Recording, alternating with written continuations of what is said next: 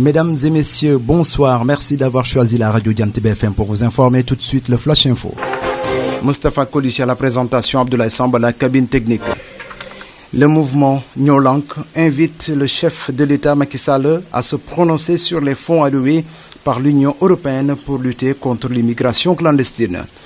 À Bambay, les étudiants de l'université Alioune Diop passent à la vitesse supérieure en décrétant une grève illimitée, en dénonçant les problèmes d'eau et d'électricité sur le campus social. Ils exigent également de nouveaux pavillons en passant par le système journée sans ticket communément appelé Ngente Toubab. Soutien aux victimes des dernières émeutes au Sénégal. D'après les infos reçues, 2 millions ont été remis à chaque famille des jeunes morts au front lors des manifestations. 500 000 francs CFA a été remis à chaque blessé sévère et 200 000 francs CFA à chaque blessé léger. Les 25 prévenus dans le cadre de l'enquête prévue, sinon menée sur le massacre de Bofa, ont décidé d'entamer à partir de lundi prochain une grève de la faim pour exiger l'ouverture d'un procès. Ceci est un moyen pour se défendre, a déclaré leur avocat, Maître Ciré Clédorli. À Thiès, étudiants et syndicalistes sont très remontés contre la situation du Temple du Savoir de la Cité du Rail, une université à un éternel chantier depuis 2007. Les manifestants exigent l'achèvement des chantiers depuis plus de 5 ans et 7 mois. Il est constaté une latence des travaux. Ramadan et Covid-19 au Sénégal. Ce mois béni est aussi un mois difficile pour les pères de famille.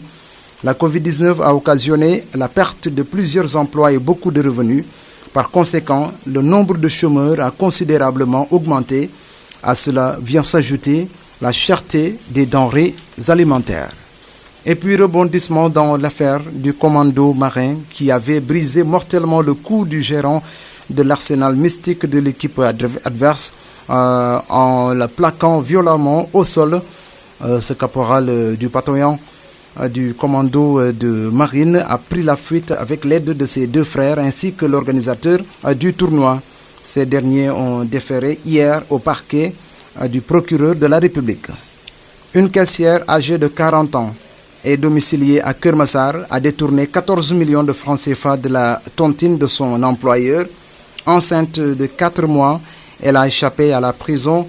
à la peine de prison d'un an ferme d'emprisonnement. Le juge a motivé sa décision par le fait que son état est incompatible avec la prison. Et puis une affaire d'inceste a suscité plusieurs débats à Touba, précisément à Taoufekh Bousso.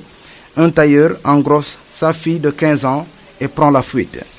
C'était tout pour cette partie française. Tout de suite, la version Wolof. jërë ngeen jëf mbokk yi ñu ànd ak yéen xibaar yi ci tënk nongali Moustapha Koli ci kàddu gi. xibaar yi dañ koy yaatal ci réseau DTL Abdoulaye Samba ba léegi moo desandi ci cabine technique bi. waa mouvement ñoo lànk ñoom nag daal di nañu sàkku ci chef de l'État Macky Sall mu addu ci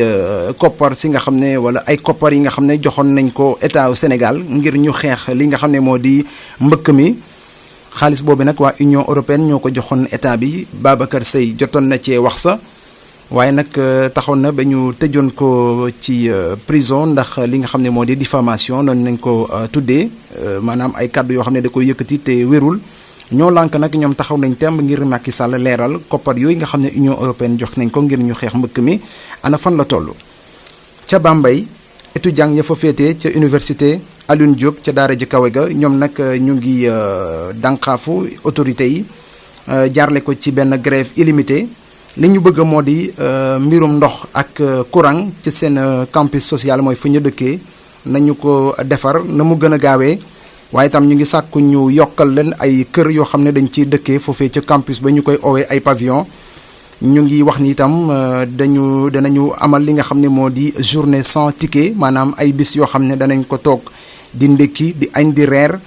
te duñu fay dara loolee sax ñu ngi ko tuddee ngénte tubaab. li nga xam ne nag moo soxal wàllu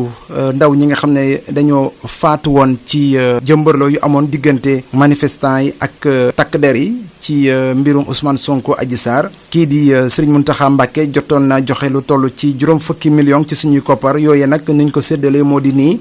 ñi nga xam ne ñoo faatu seen i njaboot jox nañ leen ku ci nekk 2 millions ñi nga xam ne nag ñoo ci am ay gaañu yu métti jox nañ ku ci nekk 500 000 ñi nga xam ne nag ñoo ci am ay gaañu yu oyof ku ci nekk jox nañ la 200 000 ci suñuy koppar.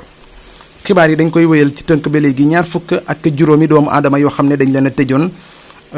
ca prison lañ leen doon toppee mooy la xewoon foofee ca Bofa ñañu fa faatoon ñoom nag ñooy ña nga xam ne ñoom la faat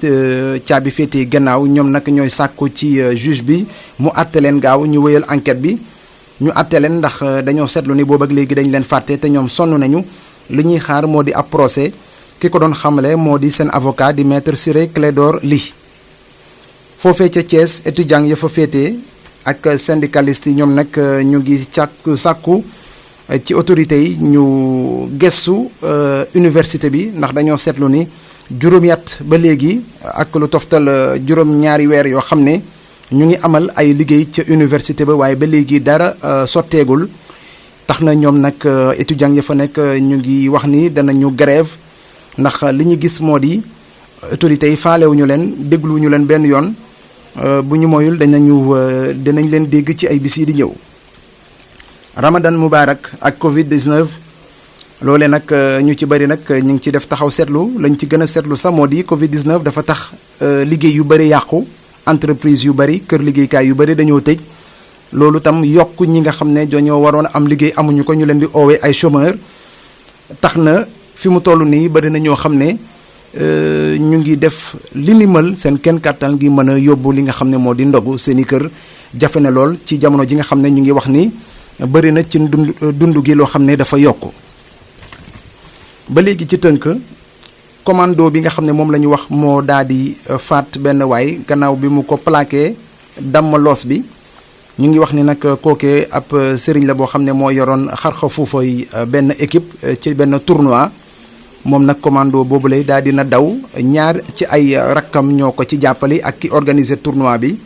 waaye nag mujj gi ñoom ñooñee def mbir mi mujj nañ leen teg loxo defeere nañ leen démb ca parquet ñu war a jàkkaarloo ak procureur de la république seen benn jigéen bu toll ci ñeent fukki at moom nag la ñu jàpp ci loxo ca poos dafa sàcc lu toll ci fukki million ak ñeent ci suñu ay koppar mu sàcc ko nag ci ki nga xam ne nag moo ko jox xëy ci tontinam moom nag li ko may chance ba tëjuñu ko atum yàlla mooy dafa nekk enceinte maanaam dafa won lor toll ci ñeenti weer moo tax juge bi jàpp ni na mu nekkee noonu mënu ko tëddee prison moo tax ñu mujj ko bàyyi. mbir mu doy waar mu xew fii ca Touba ca Tawfekh Bousso benn tailleur boo xam ne la ñu wax ni dafa àgg ca kaw doomam bu jigéen bu toll ci fukki at ak juróom ba mu won lor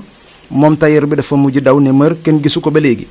mbokk yi lii moo nekkoon xibaar yi ci tënk nongali Moustapha Koli nekkoon ci kàddu gi di leen jaajëfal bu baax te di leen dig daje ci suñu yenn jotaay xibaar jërë ngeen jëf.